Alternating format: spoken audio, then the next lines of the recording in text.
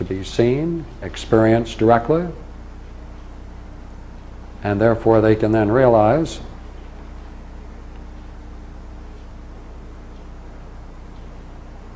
that everything they did was already implicit in the first act.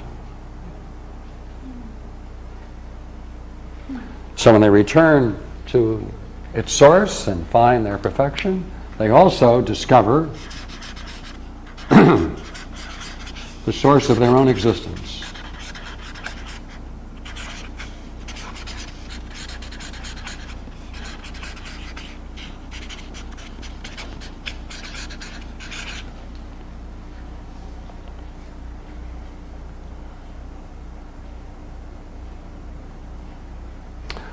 And therefore, in that sense, all right, they discover the source of their own existence, then this is nothing other than the knower engaging in an activity of knowing, which then becomes the object of what is known. But the knower then discovers, what does he discover? What does she discover? The same thing, which is that the knower, in acting out, right, coming to know, has to go through a certain process of knowing, activity, and then comes to the object that is known, which is nothing other than the very condition of their existence. And therefore there's no difference, and therefore the knower, the knowing, and the known are one.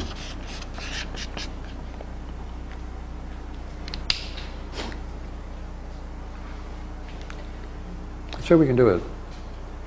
How can we say that? How can we say that? Well, Manny is the knower. He wants this relationship. Right? He's now going to go through a process to get to know her, and he wants her to get to know him. Right? Well, is there any difference between those two?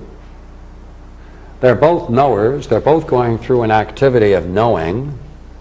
And what it is they're going to come to reach in their knowledge is nothing other than that which they intend to be.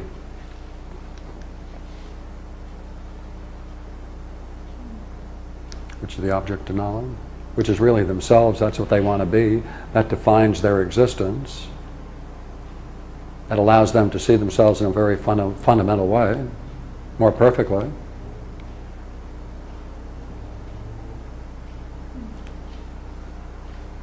Now,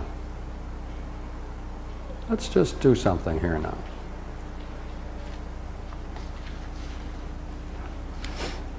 And let's go back into this.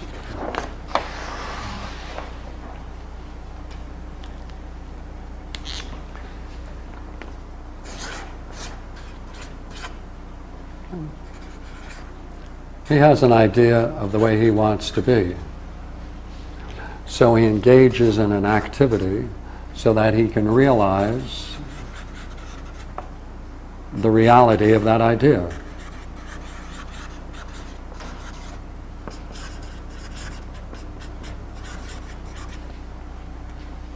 To that degree, all of the activity that he's engaged in, right, the activity itself, and the power of that activity, does nothing other than to bring about the realization of that idea.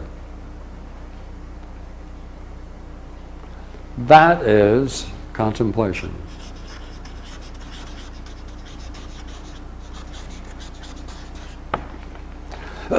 He has fixed his mind on an object.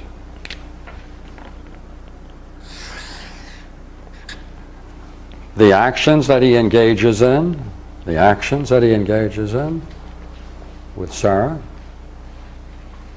all of those actions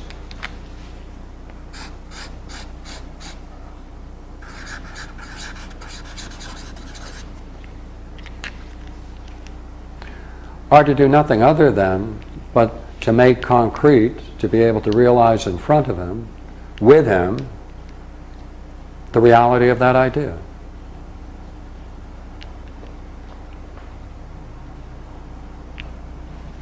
Now, Suppose for the moment that that idea is the way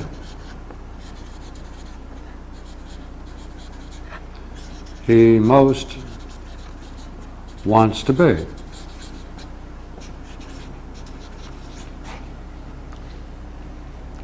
Then the idea is not something alien from himself,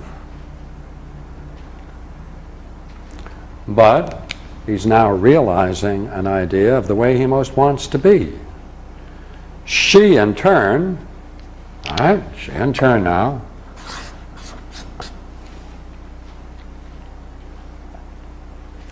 must see in those actions that that's the way he most wants to be, and she can expect, therefore, if that remains that way, that that can be the basis, a natural basis for maintaining a certain curious kind of relationship. That is, it may not be an imposed idea. It may simply be the way he and she may most want to be.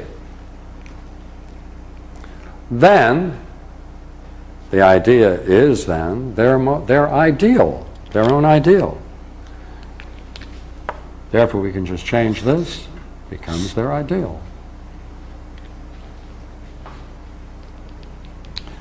Then the relation itself is a contemplation.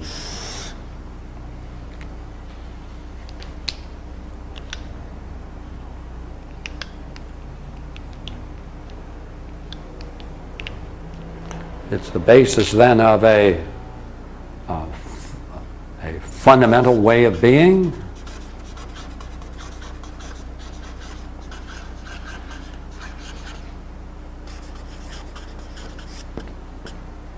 and a natural way in which we can say brings about a higher degree, a more interesting degree, a higher degree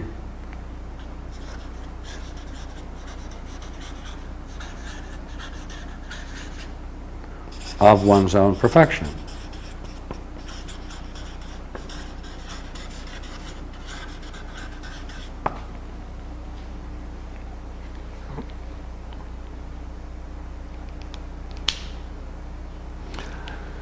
Now, what we're going to do now is go back and change that one word.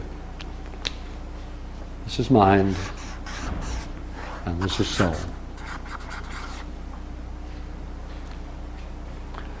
Then, we then have a mind. Implicit in that is that there should be some way in which we can be most ideally what we want to be, even though it's not a blueprint.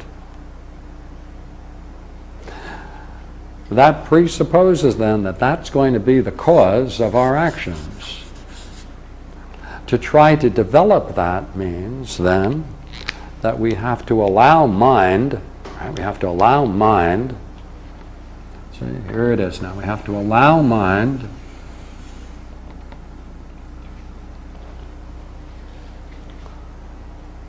to help us be the way we most want to be.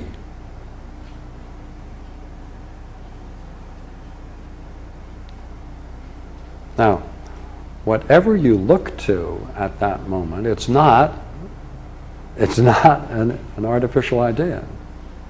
Because if it is, you'll reject it. Right? So, by working through this idea, which is an ideal, right, it means then we have to then gain access to the fullest participation